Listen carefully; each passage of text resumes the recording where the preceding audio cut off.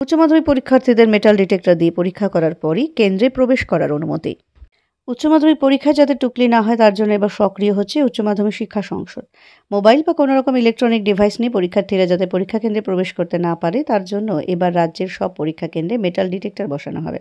পরীক্ষার্থীদের metal detector দিয়ে পরীক্ষা করার পরই কেন্দ্রে প্রবেশের অনুমতি দেওয়া হবে। শিলিগুড়ি দীনবন্ধু মঞ্চে উত্তরবঙ্গের 8 জেলার হেড এক্সামিনারদের নিয়ে শুক্রবার বৈঠক করলেন উচ্চ মাধ্যমিক শিক্ষা সংসদের সভাপতি চিরঞ্জীব ভট্টাচার্য। উত্তরবঙ্গ সার্কেলের প্রায় শতাধিক হেড এক্সামিনাররা সেই বৈঠকে উপস্থিত ছিলেন। সব হেড এক্সামিনারের উদ্দেশ্যে বেশ কিছু নির্দেশও তুলে ধরেন সংসদ সভাপতি। তবে নকল রুখতে বেশ কিছু কড়া পদক্ষেপ নেওয়ারও হুঁশিয়ারি দিয়েছেন সংসদ সভাপতি। রাজ্যে মোট উচ্চ মাধ্যমিক পরীক্ষা কেন্দ্র রয়েছে 2089টি।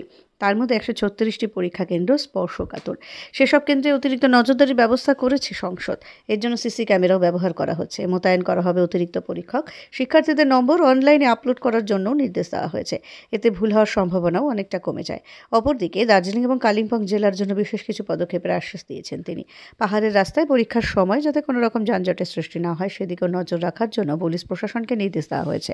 এবার কাউন্সিলের থেকে অনেকগুলো স্টেপ নেওয়া হয়েছে, প্রশ্নপত্র ফাঁস অথবা টোকাটুকি।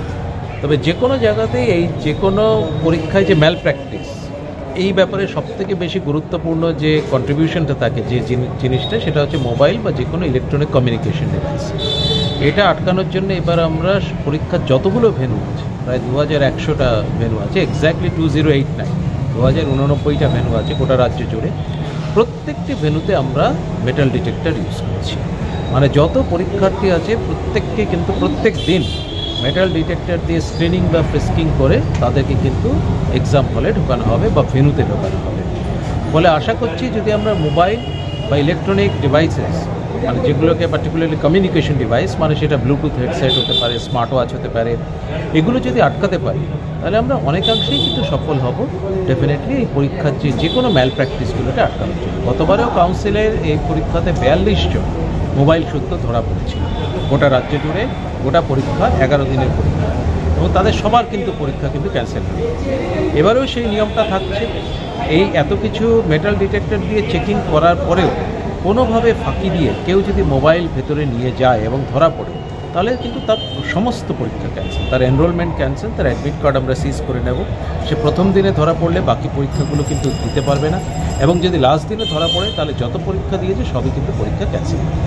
পাহাড়ের জন্য আলাদা কোনো ব্যবস্থা করা হচ্ছে? পাহাড়ের জন্য আমরা সমস্ত কিছু যাতে পার্টিকুলারলি ট্রান্সপোর্ট, এই ট্রান্সপোর্টের দিকটা আমরা বিশেষভাবে দেখেছি, এবং আমাদের এগুলো অ্যাডমিনিস্ট্রেটিভ মিটিংও হয়েছে, নবান্নতেও মিটিং হয়েছে, রেসপেক্টিভ প্রত্যেকটা জায়গায় ডিএমদের সাথে বা এডিএমদের সাথেও মিটিং হয়েছে, যাতে পাহাড়ি জায়গাতে রাস্তাঘাটের একটা ইস্যুস থাকে, যাতে অনেক সময় রাস্তায় কোনো সমস্যা হতে পারে, কোনো একটা গাড়ি খারাপ হয়ে গেলো বা অ্যাক্সিডেন্ট হলো, তাহলে ওই রোডটা ব্লক হয়ে গেল।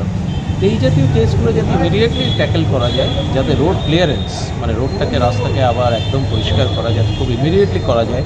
এবং পাহাড়ি জায়গায় উপযুক্ত সমস্ত ব্যবস্থাও নেওয়া হচ্ছে, যাতে সরকার থেকে অনেক রকম ট্রান্সপোর্ট ফেসিলিটিস প্রোভাইড করা হয়। শুধু পাহাড়ে নয়, ডুয়ার্সের জঙ্গল এলাকাতেও, যেখানে অনেক সময় হাতির উপদ্রব থাকে, এইসব জায়গাতেও যাতে কোনো রকম সমস্যা না হয় আমরা ফরেস্ট ডিপার্টমেন্টের সাথে সবসময় সেটা যোগাযোগ রেখেছি। ডিস্ট্রিক্ট অ্যাডমিনিস্ট্রেশন থেকে ফরেস্ট ডিপার্টমেন্টের সাথে যোগাযোগ রাখা হয়েছে, যাতে এই জাতীয় কোনো সিচুয়েশন হলে ইমিডিয়েটলি ইস্যুসগুলো যাতে ট্যাকেল করে। আজকে এটা মিটিংটা ছিল পুরোপুরি যারা হেড এক্সামিনার তাদেরকে নিয়ে আমরা মিটিং ছিলাম। তো এই মিটিংটায় বেসিক্যালি তাদেরকে ডুজ অ্যান্ড ডোন্টস, কী করা উচিত বা কী করা উচিত নয়, এগুলোর সম্বন্ধে ডিটেল আলাপ আলোচনা করা হয়েছে। এবং আমাদের এখন গত বছর থেকে আমরা চালু করেছি যে অনলাইন পোর্টালের মাধ্যমে টোটাল মার্কসগুলো এন্ট্রি করা হচ্ছে।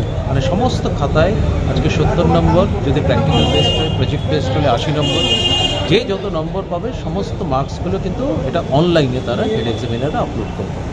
তো এটা ডবল চেকিং থাকছে, ডবল এন্ট্রি সিস্টেম, যাতে কোনো আপলোড করার সময় যাতে কোনো ভুল না হয়, দুবার করে এন্ট্রি করতে হবে।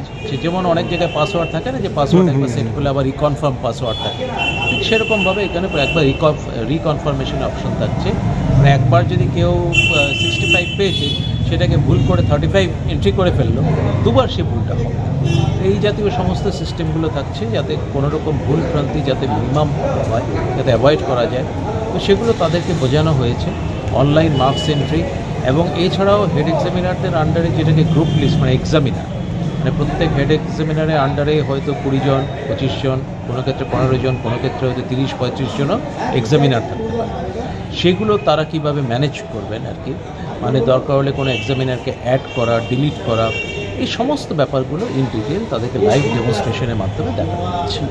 সেই টুকলির ব্যাপারে আর স্পর্শকাতর ওইভাবে জেলা হিসেবে বলবো না, তবে এবার একটা টোটাল আমাদের ভেন্যু আছে প্রায় 800-র কাছে, মানে 800 না, টোটাল ভেন্যুর সংখ্যা প্রায় 2000-এর ওপর।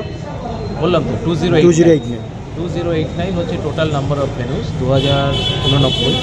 তো এতগুলো ভেন্যুর মধ্যে 136টা ভেন্যু সেন্সিটিভ ভেন্যু হিসেবে আইডেন্টিফাইড, যেটা আমাদের গভর্নমেন্টের সহযোগিতায়, ডিআই সেকেন্ডারি সহযোগিতায় সেটাকে আইডেন্টিফাই করা আছে। তো এই 136টা ভেন্যুর জন্য একটু স্পেশাল সার্ভিলেন্স, মানে বিশেষ নজরদারি থাকবে। এছাড়াও এবার যেহেতু প্রত্যেকটি ভেন্যুতেই মেটাল ডিটেক্টর ইউজ করা হচ্ছে, আশা করা যায় কোনো সমস্যা হবে না। আর আমি নিজেও বেশ কিছু কিছু জায়গায় সাডেন পরীক্ষার সময়